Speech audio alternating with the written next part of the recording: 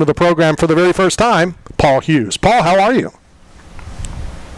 I'm doing good, my man. Thanks for having me in the show. Thank you for your time. I certainly appreciate it. How stressful was that whole process, if at all? To be honest, it wasn't that stressful. I have a great manager, Tim Simpson, that kind of helped me out with the process, and he done a lot of the groundwork for me. So I think when I became a free agent, I was very much thinking of going down the PFL route. And when it came in with an offer, it was just too good to turn down. So that was it.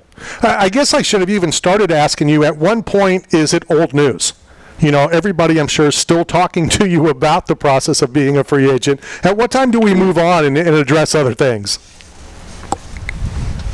You know, I still feel this new this chapter arising right now. You know, it still feels very, very new, so I'm enjoying the feeling. Okay, well, then another question, regarding the free agency and, the decision to go with the PFL/Bellator. I love the tournament. I've been covering MMA since the very first UFC 1, probably before you were born. The tournament back then was different, but tournaments are cool. And I really like this whole concept of the PFL tournament. I would assume that was, if not a major or the major decision on why you signed with them. I would say that was probably the major reason why I did sign there, because it gives me that opportunity to, in my opinion, it's the ultimate competition for the ultimate prize. 4 fights in 8 months for $1 million potentially to win at the end. That's exactly what I want right now in my career. I'm young, I am a young veteran, but I haven't got much miles in the tank, so this is perfect for me, to have that opportunity to fight actively. And then the whole tournament season format is just something that excites me a lot. So, yeah, it's very exciting. So Paul, this question is more about going back to the top of the hour. We just learned that the McDonald's brand has lost the trademark to Big Mac in Ireland to a competitor known as Supermax. So when I think of Irish food, I don't think of McDonald's Big Macs being on the table, but what's the culture like there for fast food? And because of the Irish culture, how hard is it to stay on weight cuts for the PFL? Well, I tell you what, that's hilarious, because if you knew what Supermax was, you would know how funny that is. It's just like a little shitty chain that is open to 3 a.m. where you go when you're drunk. So that's kind of funny. And let me just jump in. And he said shippy. Oh, yeah. He said shippy, not the other word. Just I got to clarify in case FCC's listening. Sure. But yeah, it is pretty funny, isn't it? So what is the traditional? What's the traditional Irish diet consist of, and does it make it a harder advantage to make weight compared to other cultures that eat a lot of rice and vegetables and such?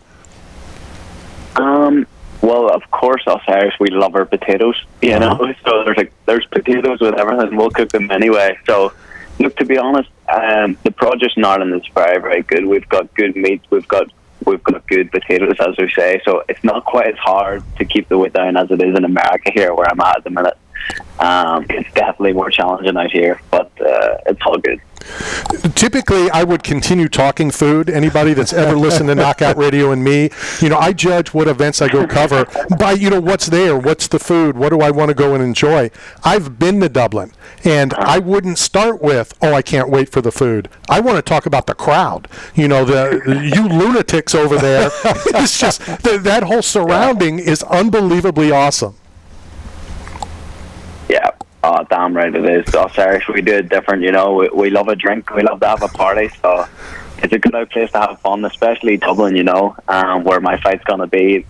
We've got 3 parties booked. We've got post parties, all that fun stuff. So we're going to create a good atmosphere. I may have to book a flight here after the show and get over there. Speaking of which, your upcoming fight on the 22nd in Bellator, Bobby King, going to be your opponent. Thoughts, comments? Look, very, very tough, durable fighter. He's been brought in there for a reason, because I do think that Bellator, PFL, think that he's going to give me a really good run for my money. And I do think that also, so I welcome the opportunity, and I'm hoping to have a good 3-round war for the fans, and so everybody can enjoy their drinks, their Guinness, and get to see a scrap at the end of the night. That sounds pretty fun. When this process was all done, and you're no longer a free agent, you're now signed. Is there like a bullseye, on your back? A lot of media attention on you. A lot of money invested in on you. Do you think that people are going to start gunning for you? 100%. There already are people. There. Of course, as you would imagine, you're an up-and-coming fighter in the PFL. You've had a few fights. Maybe you've had 5 fights. And you see this kid get signed out of nowhere, and he's getting pushed and promoted like fuck. So I would understand where they're coming from, but you give me 1 or 2 fights, and you start to see the hype and the push I'm going to get whenever I start finishing guys in the PFL Bellator. Like, there's going to be even more targets on my back. But look, I welcome it all. I'm here to be the best. I'm here to prove myself. I'm here to smash everybody. I'm here to win that millie. So bring it on. More importantly, you're here just to keep talking so I can hear the accent. Yeah, the accent's cool. Yeah, we don't have that accent over here. The Nordy accent. Now, let's flip it from the other side, from the bullseye on your back. Is it, I know a little bit about you, but I almost sounded like I'm there. A little bit about you. It almost came out. I didn't mean that. Could it be too much pressure put on you? Let's be honest, the very first fight is the most important, with that bullseye. I'm kind of thinking a little CM Punk, Phil Brooks thing. And, if he would have come out better, maybe he wouldn't have got. So is there too much pressure being put on you on the 22nd? Nah, look, there's no such thing as too much pressure when it comes to me. Pressure creates diamonds, and any big night I've had in my career so far, whether that's world title fights, whether that's huge rematches, the nights with the added pressure, with the most pressure, is when I perform the best. So I absolutely welcome it at any time. To be honest, I want the pressure. I want to show just how damn good I am. So give me it all. Before we let you go, once again, your inaugural fight in the PFL / Bellator banner on the 22nd of June.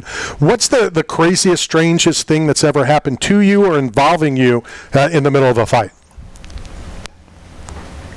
In the middle of a fight? Yeah, So the first time I fought for a world title in my old Cage Warriors days, 24, it was the first night that crowds were allowed in venues after COVID. So it was a small enough venue, like maybe 800 people, and it was rammed, and people were going insane.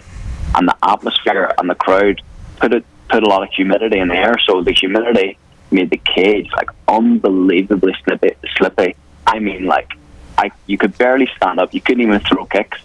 So here I am in my first world title fight, the biggest night of my life, and I can barely stand up and throw a kick. It's that slippy, and we have to fight for 5 rounds.